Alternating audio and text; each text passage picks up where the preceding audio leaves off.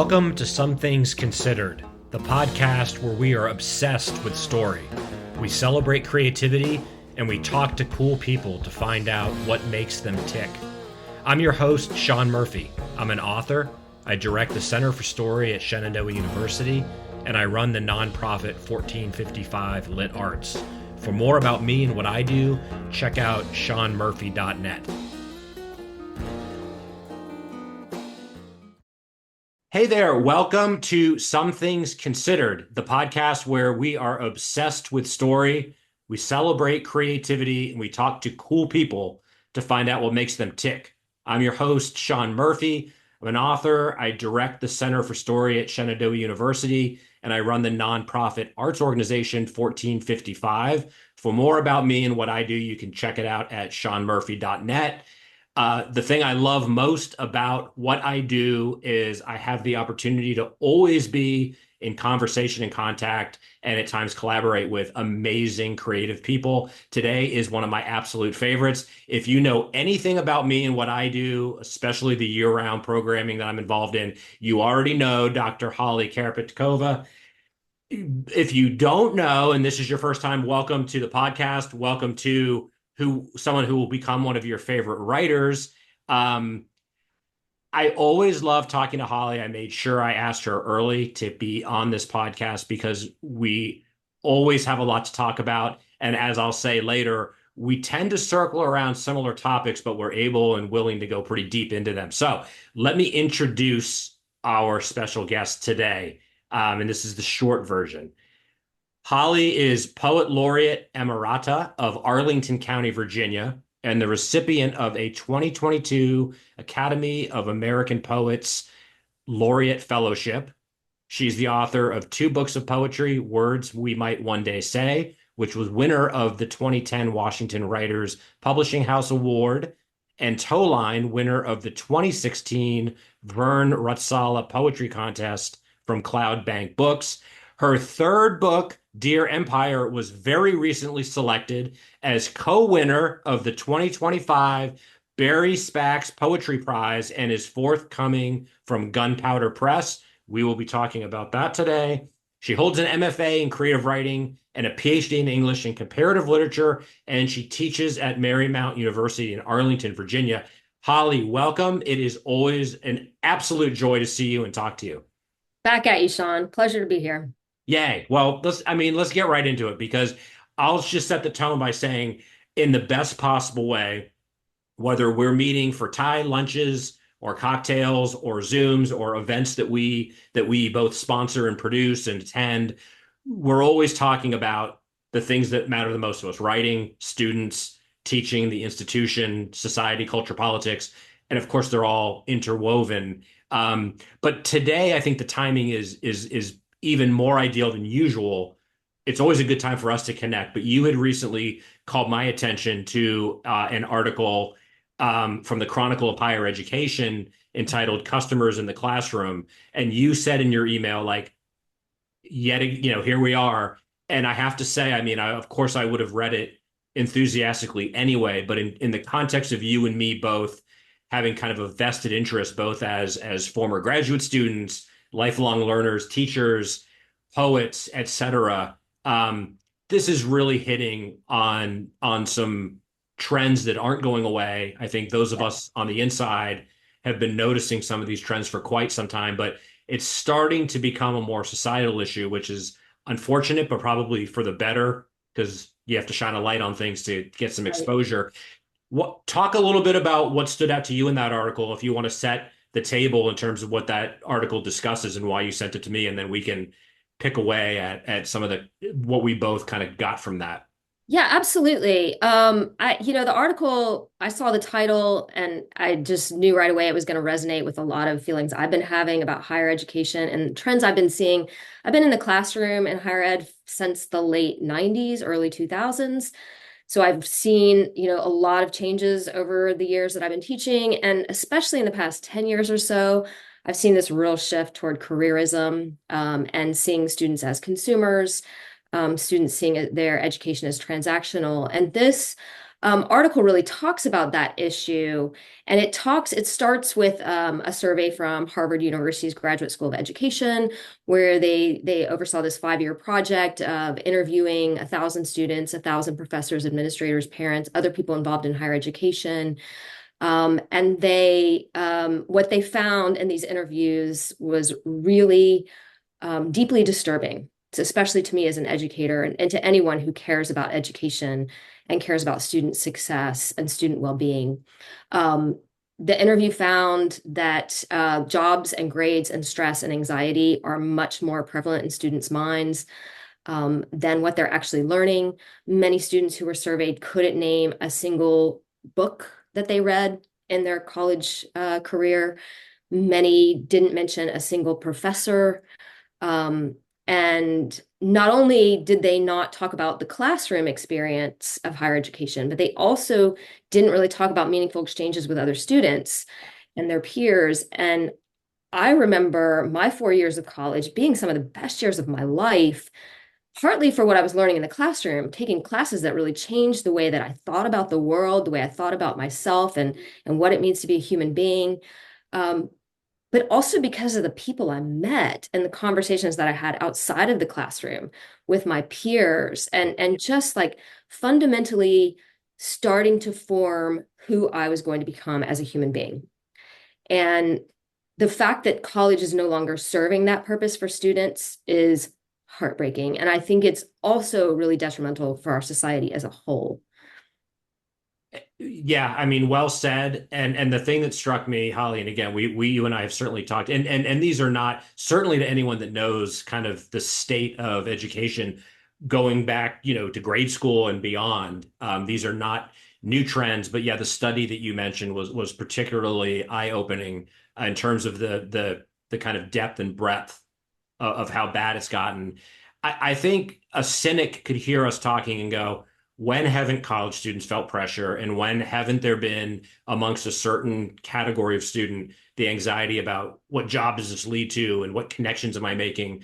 The thing that, and we can unpack that a little bit, but the thing that struck me, and I wrote this down, is that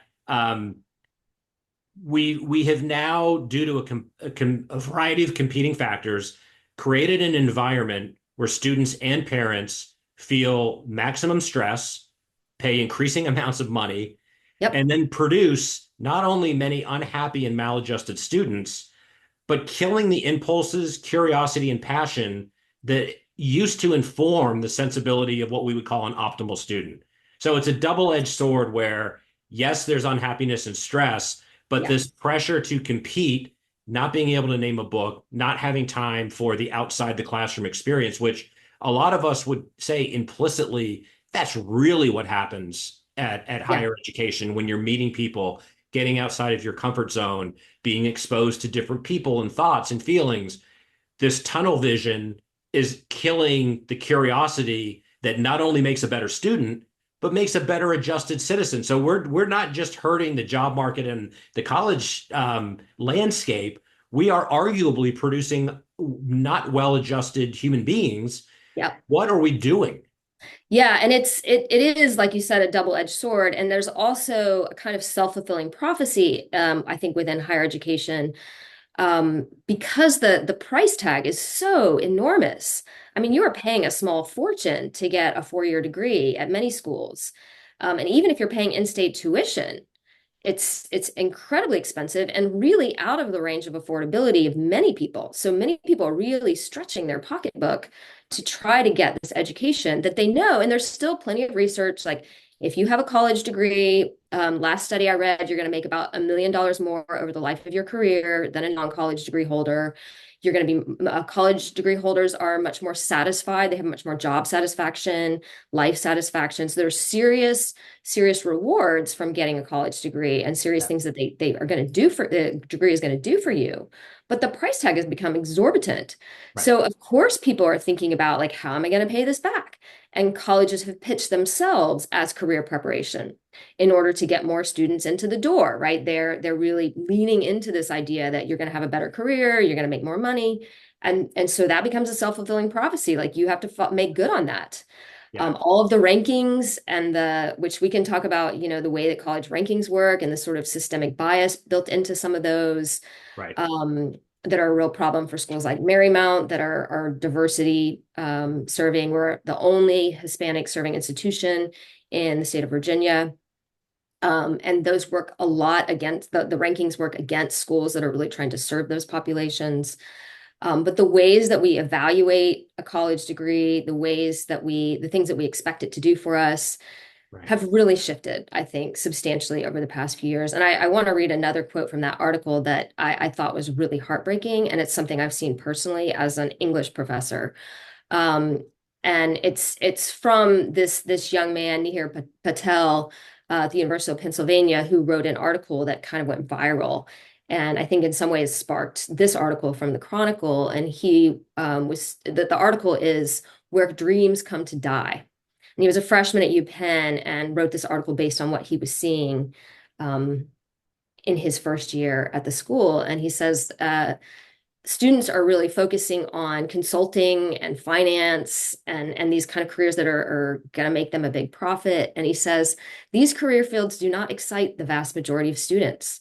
They aren't the subjects of the impassioned rant sessions that resonate in the residence hall. In fact, they aren't even the subjects of the personal statements that got students here.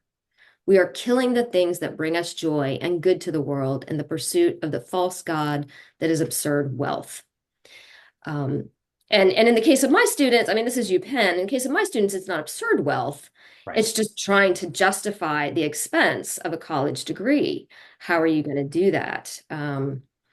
And the business degree has in many ways replaced the English degree as that kind of standard fallback degree. When I was in school, like if you didn't know what you wanted to do, you'd probably do some humanities degree. English was a very standard choice, sometimes psychology, something like that, right? Yeah. Now it's business if you don't know what you want to do, because that seems like a pathway to a career that is going to make you some money and is going to give you stability. Right. And I don't blame parents or students, right? I mean, Right. everybody is just trying to get to a place in life where they have stability, where they have some kind of sense of well-being, where they can raise a family. And the price of a house is insane, Right. inflation is insane, right? There's all these factors on top of the price of higher education that are really pushing people to think about their financial well-being as opposed to other things like, what do I really want to do? What's going to give me meaning and purpose? Right. So well said. Let's dig in a little bit to the systemic issues because, of course, a fish rots from the head. What would we say to a layperson that's like, explain this to me? College is more expensive than ever, and all I hear are professors whining about resources, students complaining about not having enough opportunities. There's a definite disconnect here, and I think we both know what it is. But what would you say high level? Like, how do we explain or begin to grapple with the idea that yes, there is no question college has become a very elite, aspirational thing where it used to be almost a given. If you wanted to go to college, Yeah. certainly most of the 20th century, you Yeah. could.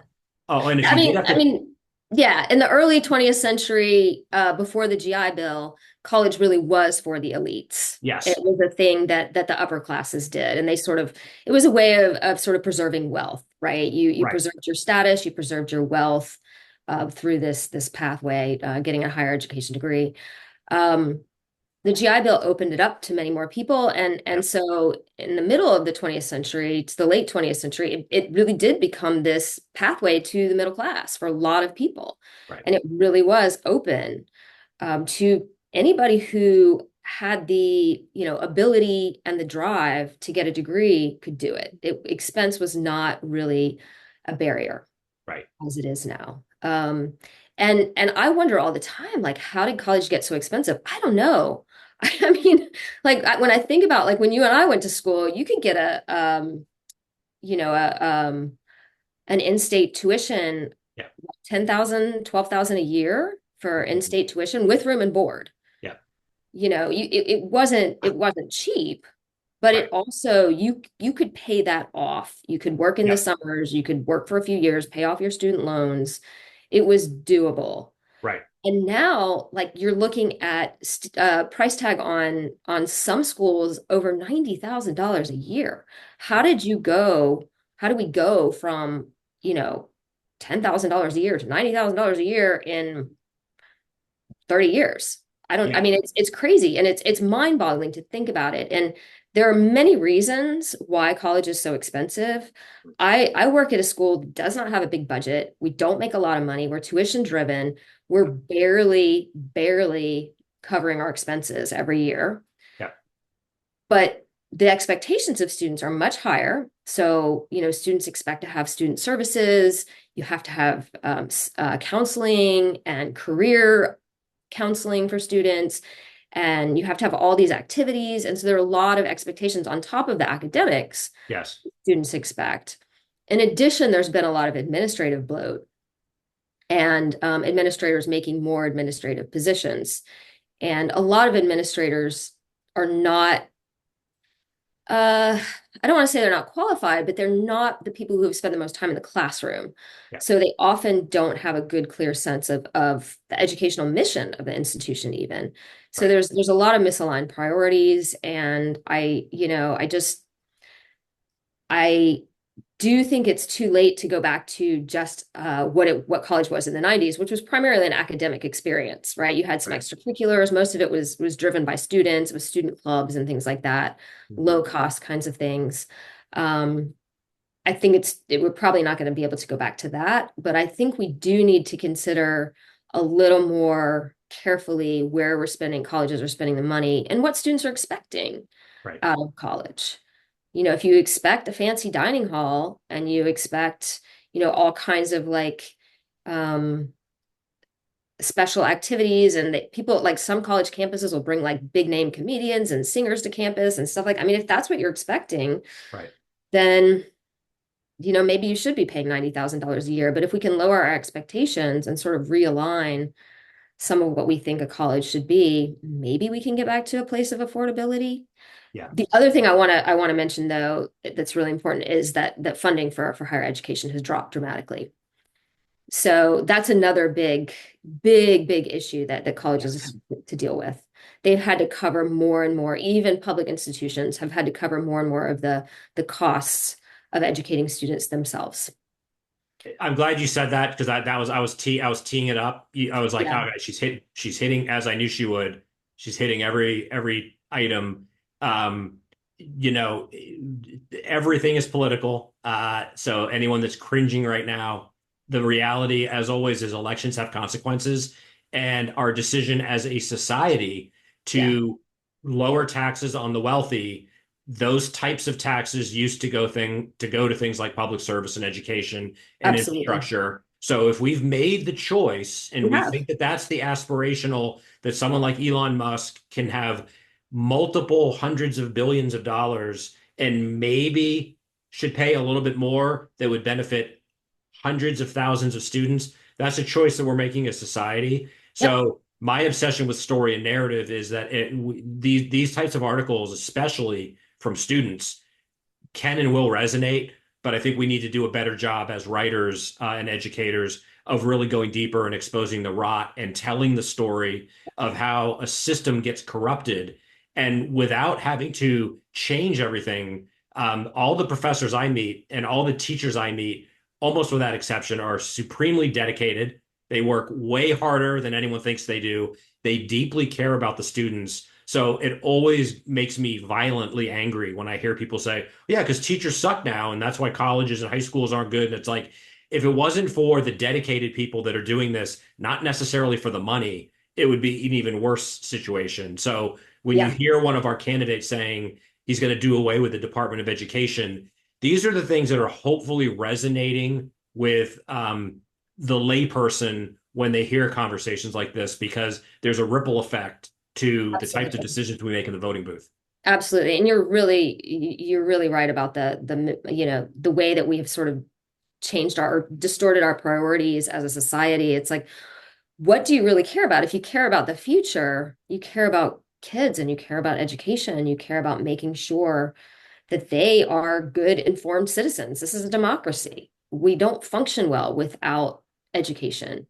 And yet it seems to be pushed further and further down on the budget, and further down in the priorities, and not just with Republicans, but Democrats too. Yeah. Democrats have not done a great job of really supporting, financially supporting education. And we see, I mean, part of, I think, what's happening in college is also a continuation of what's happening in the K-12 system, with its emphasis on standardized education, no child left behind, really turned the tables on teachers and took a lot of the control away from teachers in terms of what they were teaching and how they were teaching, and really started this whole trend of teaching to the test. And what students learn in that system is, okay, I just got to pass this test. I just got to get this grade. I just got to get to the right college, and I'll get the right career. It becomes this box checking activity. Yeah. They're not thinking about education as, what am I learning? What is my personal growth? What is my personal responsibility? Why wouldn't I cheat if all I care about is passing the test or getting this grade? Right. And there's this ridiculous amount of pressure on kids too. You've had kids go through high school, college. I've got my daughter's 14. She just started high school. I've got a son who's 19. He's in his sophomore year in college. So I've seen them both go through K-12. And there's this ridiculous mentality that I hear from students. It's like, oh, I got a B on this test, I'm not going to get into college. It's like, Right. where are they getting this information? Yeah. And where are people thinking that, in order to get into a good college, you have to have like perfect grades and you have to have all these activities. And then when they get to college, they don't even really know why they're there. They don't even know what it's for, right? So it's this really like bizarre kind of late capitalist, I don't know, meta weird space that we've gotten ourselves into that just doesn't even make any sense to anyone. And I keep thinking, like, why are we so missing the boat on this? Yeah. I feel like, Holly, even 5 years ago, I would have kind of looked at it and said, what a shame that by the time these beautiful young students graduate from college, they're already semi burned out as they enter the workforce. These articles we're talking about, and a lot of the things I'm hearing and seeing and reading, a lot of these students are semi burned out by the time they get to college. Yep, And that's a societal issue. That's a societal crisis. it And is. I take your point and I agree with it wholeheartedly. Not trying to blame Republicans, not even trying to blame politicians or administrators. But the point being, right, that this is a percolating rot that is impacting everything. And I do think late stage capitalism, not even as an ideology, but this notion of disruption is good. And we've got these weird competing pressures of a conservative mindset that says we can't mess up what used to work, and the same conservative mindset that says more administration, less taxes, more disruption, break shit. And it's like maybe a more conservative model of appreciating a centuries long tradition of kind of this Platonic ideal of higher education as a place to become better human beings. As lofty as that sounds, that was a genuine Yeah, principle of the exchange that occurred. And I do think that that's been lost, whether you're in a STEM, focused curriculum or not. absolutely. I mean, even me going to college in the mid 90s, I thought I was there to become a better person, to figure out who I was and what I wanted to be. I wasn't bothered by the fact that I didn't know what I wanted to major in, or that I changed my major like 5 times. I was like, oh, I'm just Yeah. figuring it out, right? Yeah. And again, I wasn't paying $90,000 a year. So I Right. think that helps. Yeah. There's been some conversation that I think is really interesting about, making job or fields where students aren't going to, step into high paying jobs, making those degrees more affordable, right? So if you're in a STEM field or business field or whatever, you're paying regular tuition. But if you're in a humanities field or social sciences, you get a tuition discount. So I've heard like thoughts like that I think Sure. make a lot of sense. Yeah.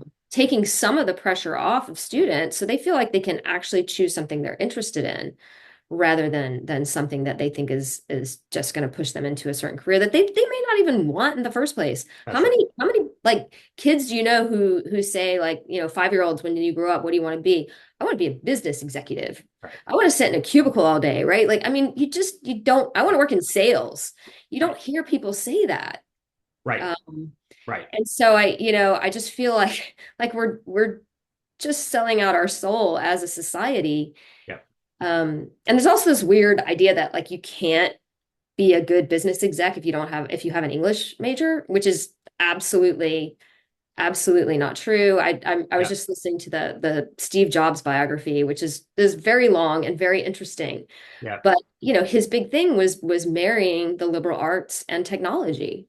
That's right. And if we as a society don't value the humanities, we don't value the arts, and we make it clear with our pocketbooks that we don't, Right. what is that going to do to us as a whole? And what is it doing to our kids? And I think we're seeing the impact of that. We are, and I'm glad I was going to say you and I could drill down a little deeper and say in our, in our sandbox, speaking of the humanities in general, English and writing departments in particular, um, again, I would have said 5, 10 years ago, we would have been doing our best to grapple with how we can produce the most spiritually and intellectually satisfied student so that they could pursue their creative path, whether that was going to make them money or not. Hmm. What's gotten more depressing in the last 5 or 10 years since we've been talking about this is now the humanities degrees themselves are under this constant threat. So when we talk about these competing pressures, they're all basically rolling downhill and they're crushing, the departments that need the most support and assistance. Right. And what I would say, if anyone would cynically say, well, that's the free market, and that's where the degrees that are important are going to get the most attention. But in my, as you know, I've straddled the corporate world for decades and do have considerable experience talking to CEOs and business leaders. And when they talk to me in my role now, they're dying for people that can communicate effectively, that can write, that can multitask, that actually Right. can wear a variety of hats. The types of skills that used to be understood that those were delivered by the humanities. And again, I am pointing fingers very clearly at some of these suspects, but I would say I will also accuse the humanities departments writ large for not telling a better narrative about Hmm. what are we developing? Are we developing Yep. artsy fartsy kids? Yes, we are, as a matter of fact, but we're equipping people with the ability to think critically. And in a very rapidly changing technology driven world, one Yeah. could make, I think, a pretty compelling case that's never been more important. So there's a very viable market opportunity there. Oh, absolutely. And I think, some small part of the burden does fall on the humanities programs. And there are some really antiquated programs and faculty who sort of refuse to, change the way they teach or, acknowledge the fact that the world is a very different place than it was 30 years ago, whatever.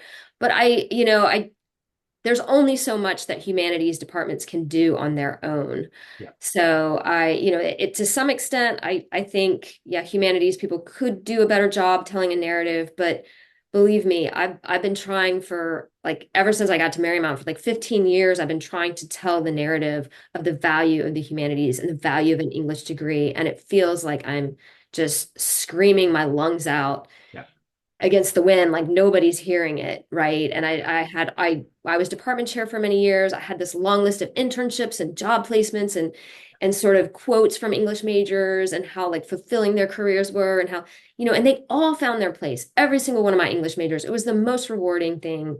about being a department chair was really working with alumni and seeing them all sort of find a career that was meaningful and exciting for them. Sometimes it took a few years, right? But they would come back to our English night and talk to us about their lives, and it was incredible. It was awesome. But I had all of that data. I had all of those facts, and Mhm. it was like a drop in a Yeah. very large. I mean, nobody heard it, and nobody really was even wanting to hear it, Eh, including my own university, including fellow professors in other fields. So. Yes, and so I appreciate you saying that, Holly, and I will emphasize the point and say, you are a hero for the humanities. We need more like you. But yeah, I think you just underscored it's that those that do have their heart and mind in the right place, like you always have, are not finding that audience in the media.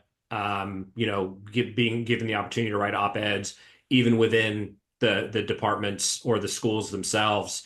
And that's something I think we can put our collective energies. I'm certainly, dedicated to continuing to wave the flag of awareness about not Yeah. only defending the humanities, but making a 21st century case for why these are very viable and valuable degrees, not only for the workforce, but for society. Yeah, absolutely. Because at the end of the day, what gives meaning to life?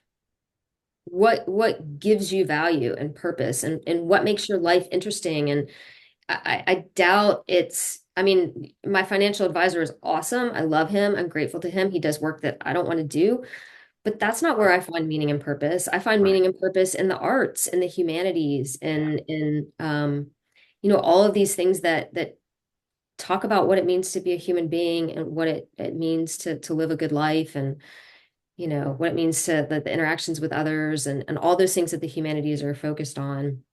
So anybody who says, well, it's just a market thing, like people aren't interested in the humanities, they're not interested Right. in the arts don't make money, so they must not be very good. Right. Well, that's where we are. That's where we are as a society, right? And I think these articles that have been coming out about the careerism of college, the happiness study that came out a few months ago that everyone was talking about, how unhappy our 30 and unders are in this country. Mhm. I think, some of those kinds of studies, some of those kind of conversations are bringing to light a bigger conversation that the humanities are a part of. Yeah. Like, what are we here for? Yeah. What does make us happy? Not making money. I mean, you got to have money, right? Right. Not having money is going to make you unhappy, but how much do you need, right? And Yeah. where's the peak happiness? And it's not, you don't need that much. Right. Right. And money is not going to give you purpose. Yeah, I mean exactly, and so I think where I take solace in reading both of those articles that we talked about, especially the young recent graduate, so perceptive, so brilliant, so honest, and to me that's like a case study of that is what story is. I mean, on the literal Yeah. level, it's Yeah. articulating in words a situation, but we need to hear from more humans. We need to hear a louder chorus of voices from the students that are speaking on behalf of their fellow students that don't have the inclination or the ability to articulate these things because they didn't take writing classes or they just don't think that that's important. So Yeah, absolutely.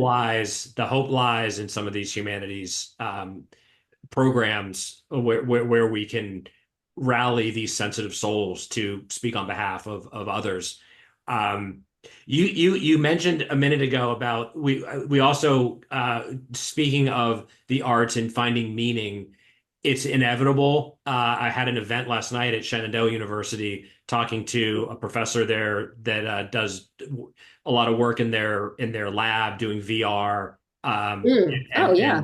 technology stuff. So of course the students all had a lot of thoughts and opinions about AI, and I think that hits differently for people like you and me, both Yeah. inside and outside the classroom. Because on one hand, I think when I read about AI, and I do think this will change and evolve as it becomes more ubiquitous, but we're hearing about, well, our students going to cheat, and how is this going to replace learning? And I tend to dismiss that and say, we heard about that with Google. We heard about that when the internet came. We heard about that with email. To me, the more fundamental issue, and where you and I think, can locate it, is what is the point of studying or wanting to be an artist if you're not producing your own work?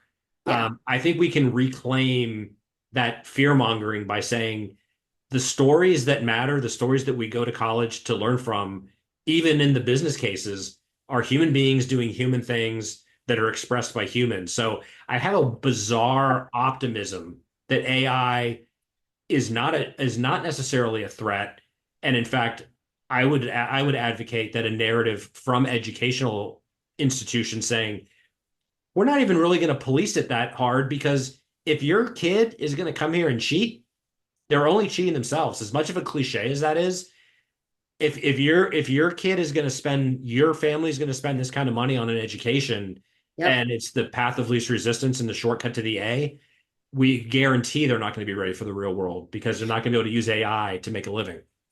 Yeah, I mean, well, I mean, that is apparently a very fast growing job is people who can work with AI, like AI, what is something like AI overseers or something like I don't know what Yep. the term is, but that is a job apparently, and prompt engineering and that kind of thing. So we have Marymount very quickly put on the books an AI major. We have a major, you can get a major in AI.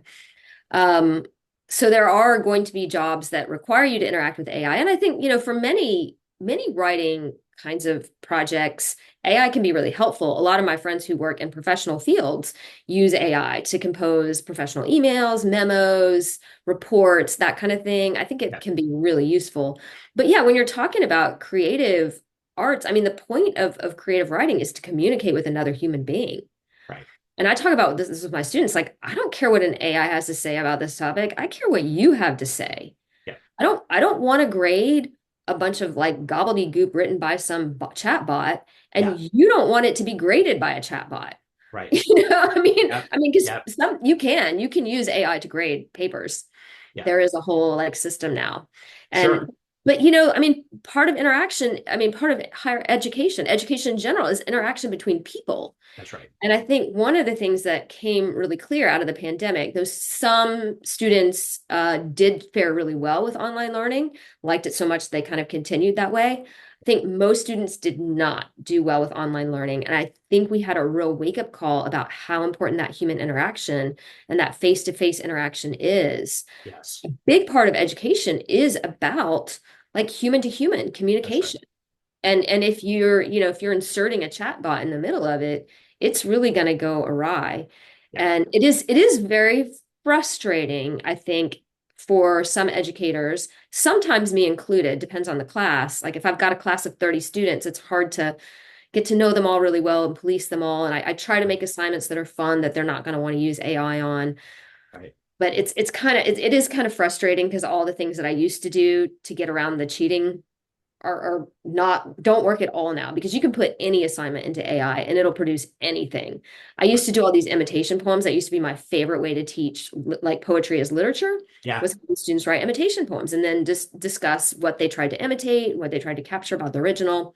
Well, I mean, it's super easy. Like ChatGPT will write you an imitation poem from anyone. It's Right. god awful, but they'll do it. Yeah. And it's sometimes hard to tell because not all of my students are creative writers. They're not all great writers. Right. Many of them have never written a poem before. So to some extent, what ChatGPT writes sounds like what a student could write if they don't have a lot of experience writing poetry. Mhm.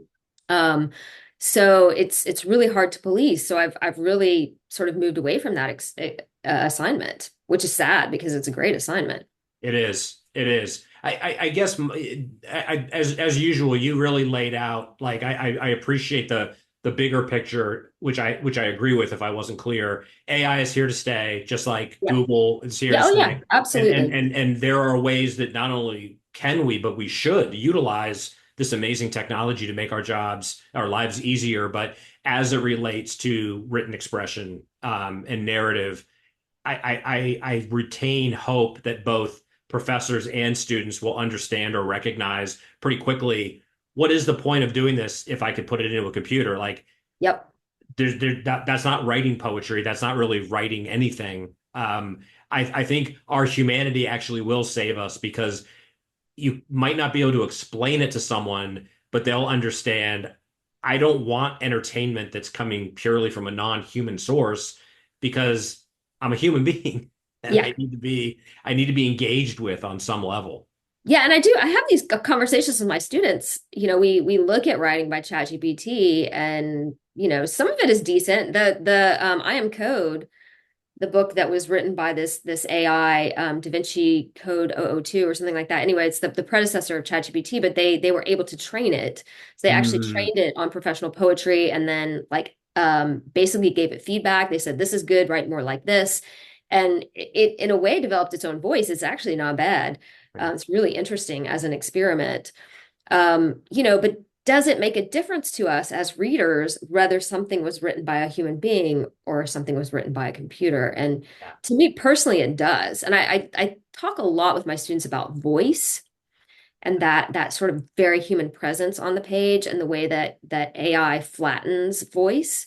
So everything that comes out of AI sounds the same, especially ChatGPT, Yeah. and how important it's going to be for writing to have a voice to feel like it was actually composed by a human being under certain circumstances. Yep. Absolutely, for a business memo, please use ChatGPT Right. all you want. Like, I don't Right. care. But Right. if you're trying to write an email, there was an ad during the Olympics. It made me so sad. It was an ad about a dad helping his daughter write an email to an Olympic athlete that his daughter was an athlete, and she was writing this email to this Olympic athlete that she really wanted to meet or connect with somehow. And instead of like helping his like sitting down and talking with his daughter, what do you want to say? How should we compose this email? Let's write this email together. Or instead of even, I could imagine like she was like 5 years old. I could imagine a 5-year-old using ChatGPT and to write an email. That'd be kind of cool. But no, the dad used ChatGPT to write an email for his daughter. Like none of it was a good idea in any sense of the word. Yep. If you want to reach out to a person that you admire and you want to meet them, do you think they want an email from ChatGPT? Yeah. Like your 5-year-old kid, write an email like a 5-year-old kid. That's going to be way more moving to that Olympic star than some random bot written like blah, you know? So I, there we have the professor in full, right? That's how professors and intellectuals assess these things, and a commercial like that is absolutely a teaching moment to not only point out what you just did, but break down how does narrative work, how does story work, and how right, is this one commercial epitomizing everything that is detrimental about a late stage capitalist zero sum game model where it's like, absolutely. want to write the best email possible and get the best possible response. Never Right. mind the spiritual enrichment or the possibility Nope. of a real genuine connection. So again, rather than bemoan that, I find solace that I think with these devices becoming so prevalent in everyone's lives, I do think that there's a maybe with a lowercase t, a tipping point that we're reaching where the younger generations are going to say, I'm craving more authenticity and more connection. So I am not pessimistic. I'm not exactly Yeah. bullish, but Yeah. I have moderate amounts of faith that that commercial is not our future and people aren't inspired by that. It looks like Yeah. it was made in a boardroom by a bunch of Yeah. people that never sent an email to an Olympic athlete. Absolutely. And I think, my approach as a teacher, I think is very similar to yours, right? Is that authenticity, right? We are here for authentic reasons. We care about you. We care about what you have to say. We are not box checking people. Like, I'm not here to just like check you off so you go on to the next class. I'm here to actually be part of your life, to be part of your growth. I Right. care about you as a person. And I think, that authenticity, I think helps. Um, and I think you're right to some extent, kind of not worrying too much about policing the AI because you know, my strategy is like if a student uses AI, they're usually not really satisfying the assignment requirements. So I usually say, hey, this doesn't really do what the assignment asks. Let's meet and you can revise it. Because almost all of my assignments require some kind of personal engagement. Yeah. So that's been a strategy I've used too. But there is this kind of moment, to bring like a lot of the threads of our conversation together, where students have tremendous amount of pressure on their time, money, just a lot of anxiety about their futures, Yeah. and put that together with the fact that they don't see the purpose of what they're doing in college. It's not hard to understand why many of them would turn to AI. Sure. And according to my daughter, they were doing it in middle school. So, if they're Yeah. already learning in middle school to do that, because they don't see the value of what they're doing. If they Right. don't understand what the point of an assignment is, why wouldn't they cheat? If all That's they're right. there for is to get a grade, Yeah. Yeah. you can't blame them. That's right. So what a perfect segue to what I was most excited, as if I wasn't excited enough to typically dive into this stuff with you. Authenticity. How do we reach people that question, what am I doing all this for? Well, poetry is one way Yep. that humans have, across centuries and languages and cultures, been able to connect and write stories that matter and things that we memorize centuries later. Um, Talk to us about Dear Empire.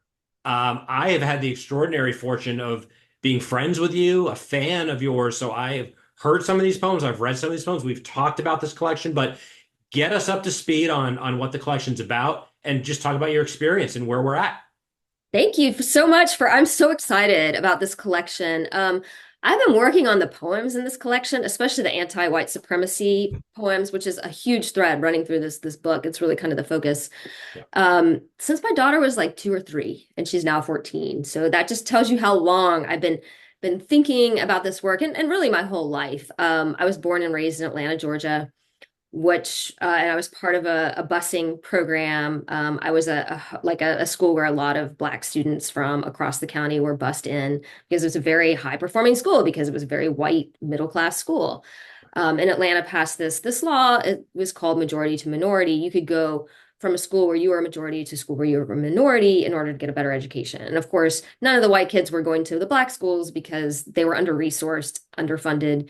And so my school went from having my elementary school, we had about 5 Black students in my whole school when I was in kindergarten. And when I graduated, it was about a third Black.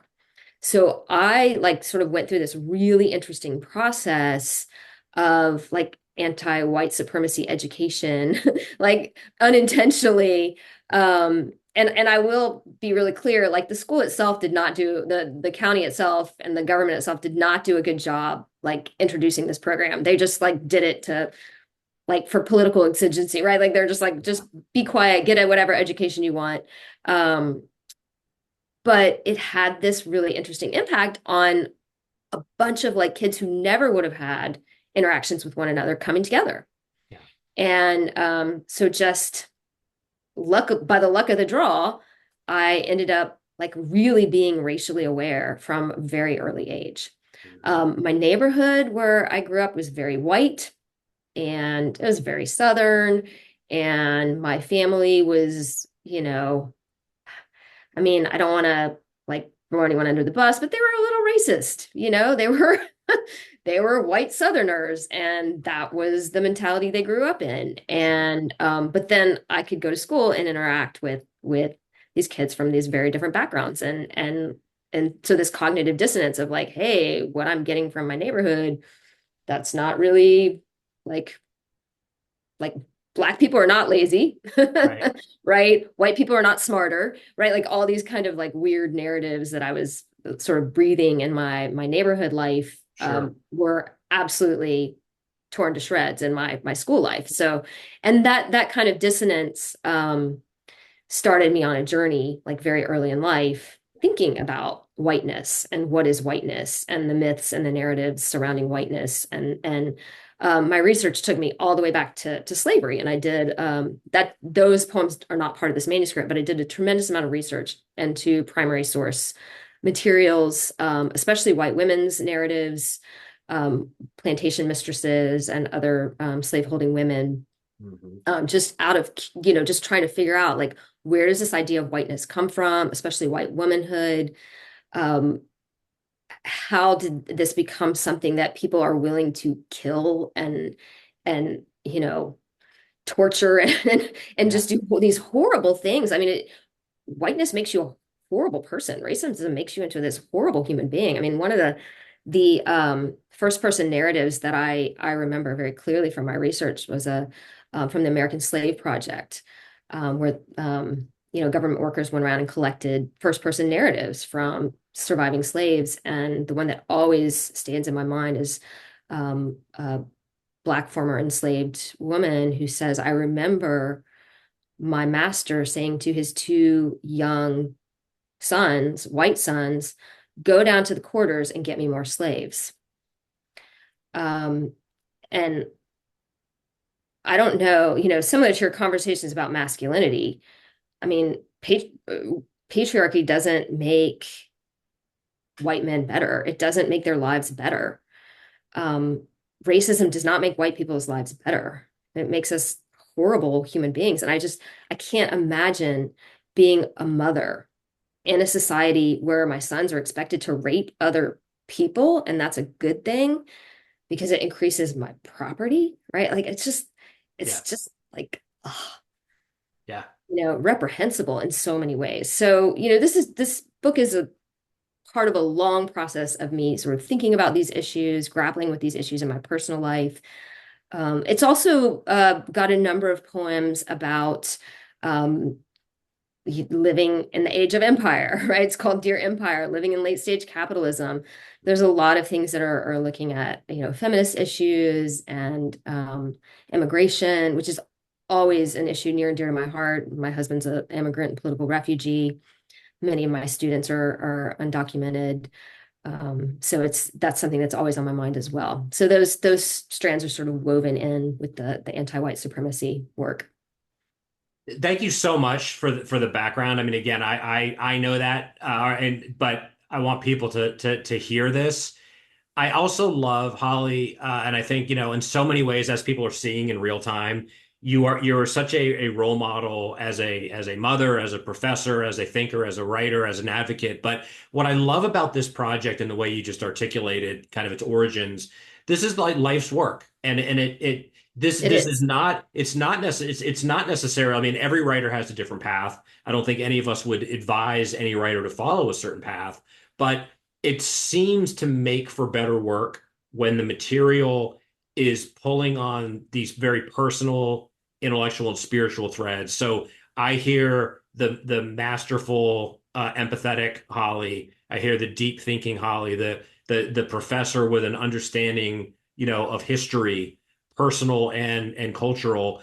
All of these things are woven in to make this very deeply personal work. But what I love most, and I think what resonates with me always about you is this couldn't be more personal, and yet you're shining the light on causes and other people. And I think there's a real power to that kind of art.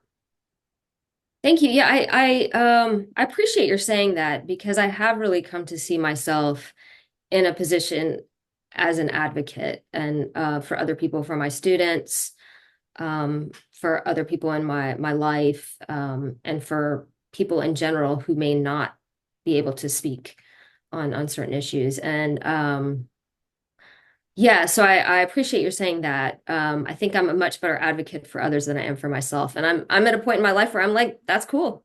I'm okay with that. I'll advocate for you, and Thanks. um we could and perhaps should talk much more, but what better way to get a taste of this with the poet, it, should I say poetess? Is it? I think we're all just poets. Yeah, I think poetess is like a, 19th century thing, yeah, maybe. yeah. Good, because I caught myself. I'm like, she's a poet. Yeah. The poet reading her poems from the collection. What better way for us to get a taste? If you would be kind enough, I know we Yeah. would love to hear some words. I would love to read a few. I'm going to start with a poem that relates to the experience I was talking about growing up in Atlanta. And it's called Neighborhood Games. They arrived on long yellow buses from neighborhoods across town. The long list repeated daily in homeroom. Shawana, Demont, Teara, Valencia, names we never used. They sat at their own lunch table, formed their own game of tag at recess. We were German, Polish, Norwegian, Italian, Scottish, British, white. The unwritten rules we'd already learned by heart. At home, we ran the neighborhood, played capture the flag, tackle football, snowball wars, ollie ollie income free. A wilderness grew behind our houses, acres and acres untamed. We made a secret hideout, dug a hole that could hold several of us at a time. I remember the view from inside, earth reaching to my shoulders, a hole so deep we had to climb down in it to keep digging.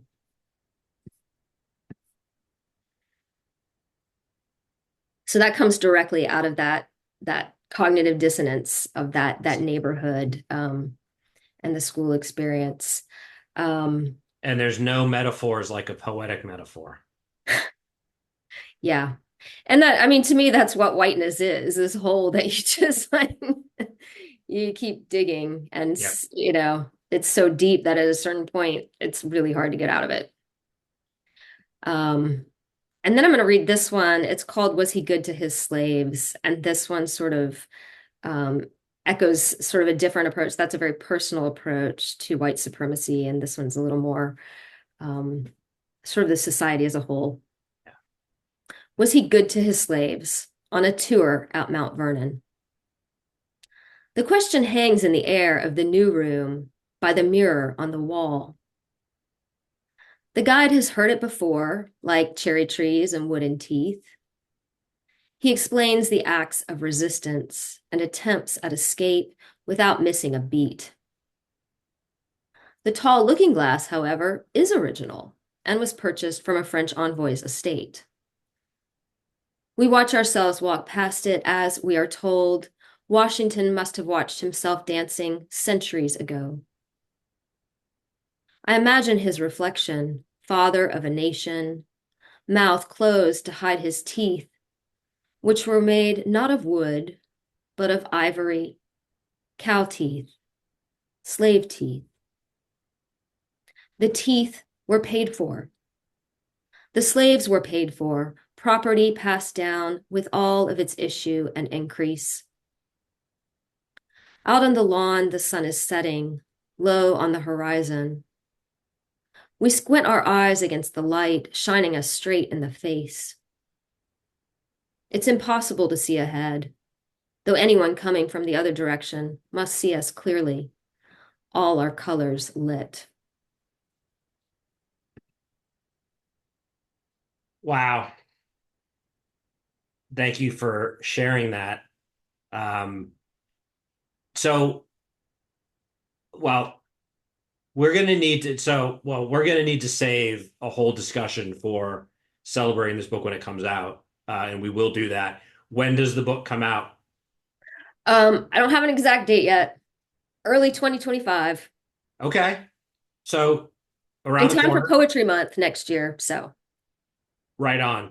Very yep. cool. Talk a little bit about, because you and I certainly as writers and poets and anyone that's a creative right now is feeling the same pressures that everyone in every field is feeling. It seems like there's never been more opportunities, and I think that that's great. There's never been less financial and support. It's very tricky. It's always been very tricky. But you and I have talked quite a bit about how one advocates for oneself, and you clearly from the bio, so both on a literal level, but also as someone that's given advice, you're a fan of contests. Talk a little bit about, why I mean, specifically why you advise poets to pay particular attention to the contests, free and paid, that are out there. Well, I mean, there's no one right path for any writer. And I think, I mean, some people like to self-publish, right? If you have a book and you really want it out there in the world and, probably the most cost-effective way to do it, or one of the most cost-effective ways is do it yourself. Sure. It's very affordable.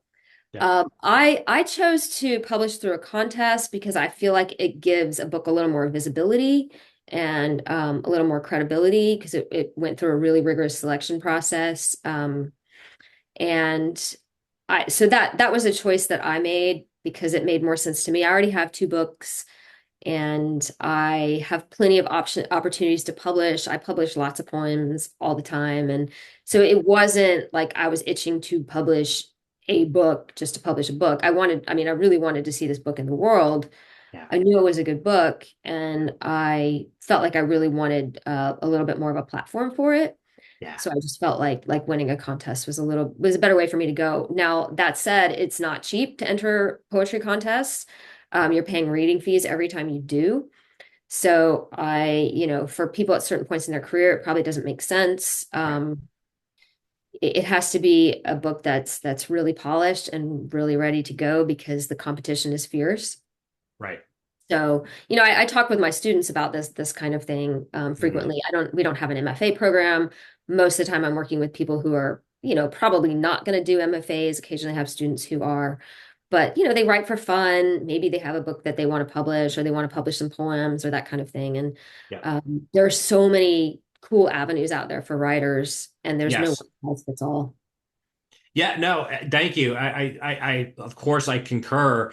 I think what you and I have talked about in the past, I think you covered it more than adequately. But one thing that I know you've told me, and I agree, and I tell other people is a typical complaint, I think, which is warranted at times, is poets or writers wondering, is this even being read? Like if I send Mm, to an agent or I send to a publication, especially a higher tier publication, yeah, there are no guarantees. But I think with a contest, there's a certain integrity I think that's still inherent that you almost are guaranteeing yourself that the work will be read yeah, and will be responded to. So yeah, there is a premium, and I appreciate, of course, you point out that is not a model that everyone has the financial means and wherewithal. But for those that do or want to occasionally, yep, maybe a couple of times a year, submit to a absolutely. reputable contest, I do think that there's a certain check and balance in that, where I Yes. think that is a good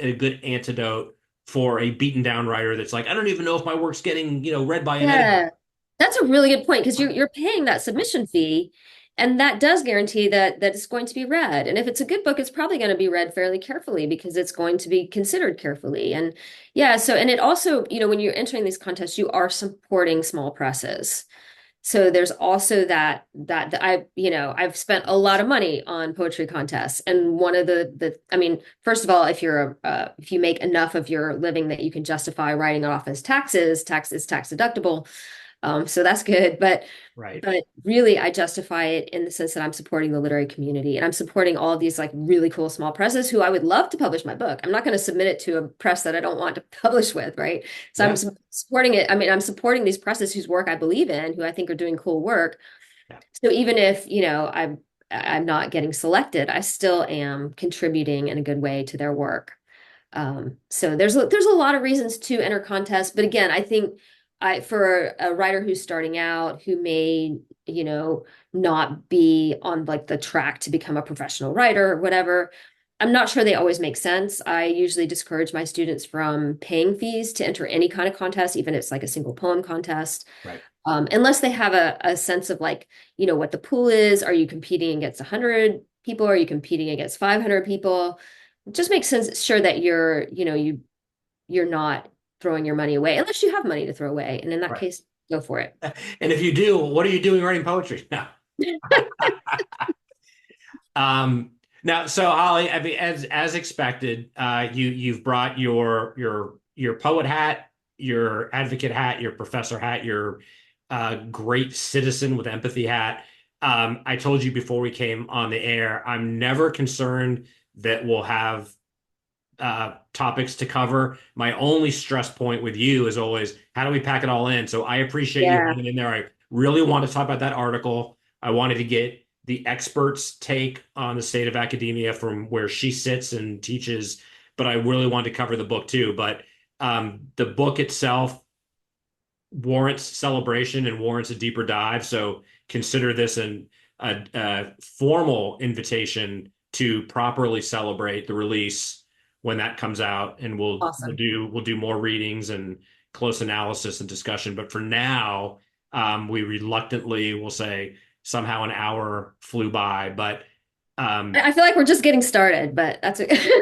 well, and as I said at the outset, what I cherish most about you, Holly, is that, and again, in a sense, we are always just having the same conversation. We pick up where we left off, but I really meant a lot to me for the people that watch this podcast to get your perspective. If we're able to reach people that don't already know who you are, they now have found someone that they can follow and support and learn from. So, thank you for all the work you do. You ceaselessly inspire me. I look forward to talking more and checking in with you both on the book and how the school year goes. So, Thank you, Sean. Back at you. I feel the same about you, so it's well, mutual. thank you. So, to be continued, as Yep. always. Yep. Folks, thank you for checking out Some Things Considered. Again, here we celebrate creativity, we adore creatives, and we are trying to advocate for the creative arts and humanities by any means necessary. So get involved, support us, appear on this podcast if you're interested, spread the word, and support your artists and creatives. They are the lifeblood of our society. And I hope if Holly and I have done anything today, we've reinvigorated your sense of possibility and the reality that if not for our art, what will we live for? So thank you, be safe, and we will see you soon.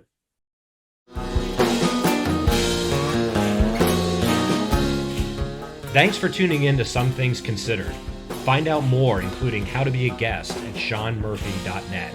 Reminder, we are obsessed with story and celebrating creativity. Also, we're here to advocate for the arts by any means necessary. Drop us a line, get involved, and support our creatives who are the lifeblood of our culture.